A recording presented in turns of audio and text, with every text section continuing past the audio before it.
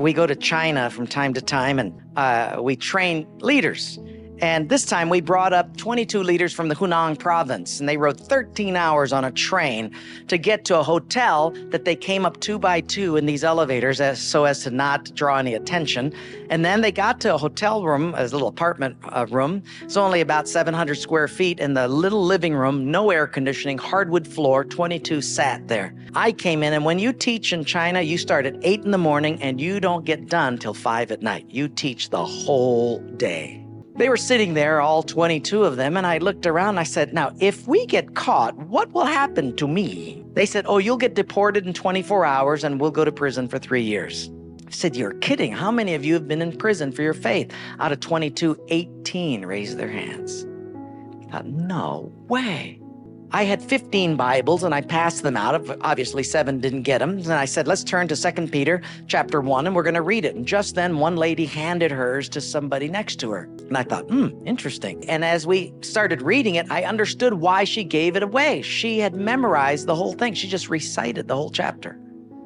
When it was done, I went over to her at a break and I said, you recited the whole chapter. She says, oh yes, I've memorized many chapters.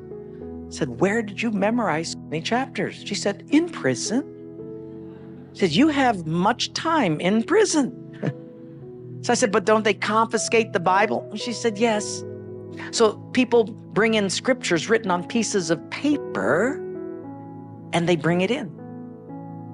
So I said, but then if they find that piece of paper on you, won't they confiscate that? She said, oh yes, that's why you memorize it as fast as you can. Because even though they can take the paper away, they can't take what's hidden in your heart. And when it was done, I said, how can I pray for you? I'm going to go back to America. And they said, Wayne, you guys can gather like this whenever you want to in America. We can't. Could you pray that one day we'll be just like you? And I looked at him and I said, I will not do that. Because you guys rode a train for 13 hours to get here. In my country, if you've got to drive more than an hour, people don't come. You sat on a wooden floor for 3 days. In my country, if people have to sit more than 40 minutes, they leave. You sat not only here for 3 days on a hard wooden floor, but you did it without air conditioning. In my country, if it's not padded pews and air conditioning, people don't often come back. In my country, we have an average of 2 Bibles per family. We don't read any of them. You hardly have any Bibles, and you memorize them from pieces of paper. I will not pray you become like us, but I will pray that we become just like you.